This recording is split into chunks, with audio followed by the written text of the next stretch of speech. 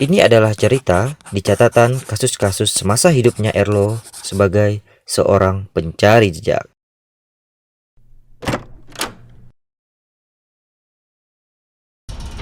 Dia Kali ini aku masih menyelidiki sebuah kasus yang masih ada hubungannya dengan kasus sebelumnya. Dan kasus kali ini aku akan menceritakan di mana wanita psikopat yang menjadi seperti ini sejak ditinggal pergi pacarnya dikarenakan bunuh diri.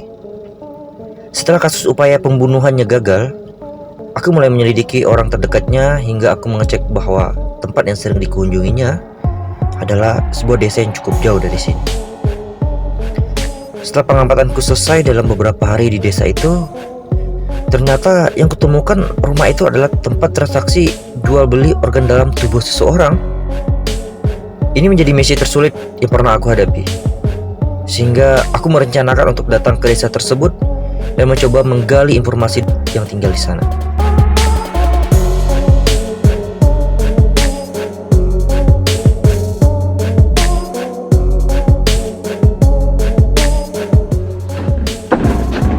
Ada setan. Ampun Pak, ada apa ini Pak? Ya, Anda duduk. Ampun Pak, ada apa ini Setelah Pak? berhasil menangkap dan menggali informasi dari tersangka penerima organ tubuh, aku mendapati sebuah informasi penting bahwa akan ada pertemuan sore ini di tepi pantai. Mereka belum pernah ketemu. Hanya saja nanti akan ada transaksi lewat pesan kertas, di mana bagi mereka media teknologi mudah untuk dilacak oleh aparat keamanan. Dan di hari itu juga aku mendapatkan informasi bahwa temanku Yon sedang diculik dan aku harus mengikuti permainan orang yang menculiknya. Erlo, rekan kerjamu, Yon, ada bersamaku. Pak Erlo tolong saya Pak Erlo tolong. Jika tidak segera kau selamatkan, nyawa Yon tak akan kau selamatkan.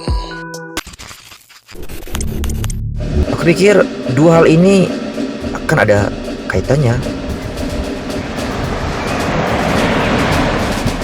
Di sore itu juga aku pergi ke sana sendirian.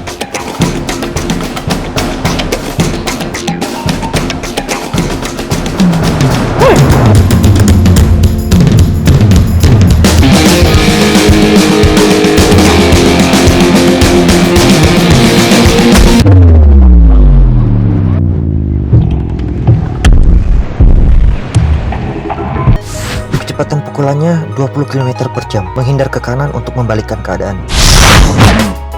Sisi ruang butanya terdapat pada kedua kaki bawah yang tidak dapat dia hindari. Sedikit lompatan, lalu incar pada tulang iga. Pernapasannya akan sedikit terhenti dan ia tidak akan sadarkan diri.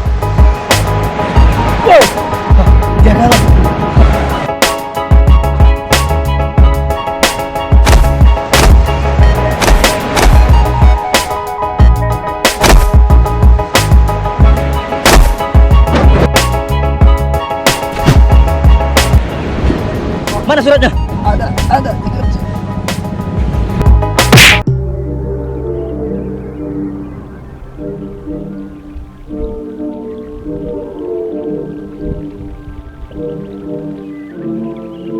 Topi ini melindungi dari hantaman keras.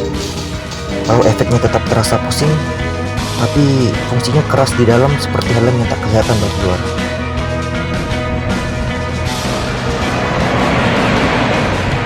Berlari seperti berjalan di udara dengan kekuatan pada ayunan tendangan pertama akan membuat dia terjatuh.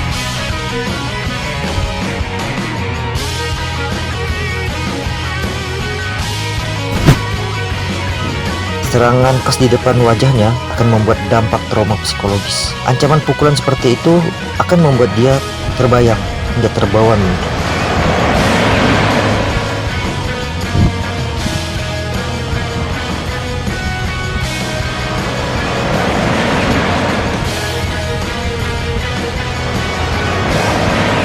Di pesan surat ini, ternyata mereka akan ada pertemuan transaksi jual beli organ di sebuah kafe besok jam 2 siang.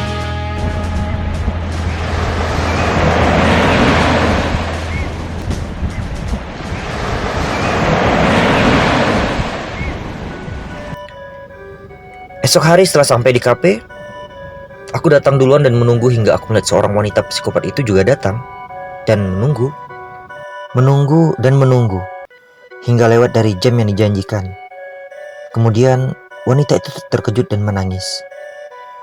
Ternyata dia mendapati sebuah kabar bahwa orang yang dia temui telah ditangkap, begitupun teman rekan dia di desa itu. Akhirnya air matanya tak terbendung. Dia sepertinya menyadari bahwa setiap yang berhubungan dengan dia akan bernasib buruk, seperti hal kekasih yang disayanginya. Motif dibalik dia tidak dapat menerima lelaki lain dikarenakan cintanya yang amat dalam pada kekasihnya yang telah meninggal itu. Sehingga ada lelaki lain yang datang hanya dimanfaatkan olehnya. Salah satunya Yon, yang selain disiksa juga akan direncanakan untuk dijual organ tubuhnya. Sungguh wanita yang berbahaya. Dia pun pulang. Aku pun mengikuti dia dan menemukan tempat Yon ditahan. Wanita psikopat akhirnya dapat kutangkap dan Yon terselamatkan.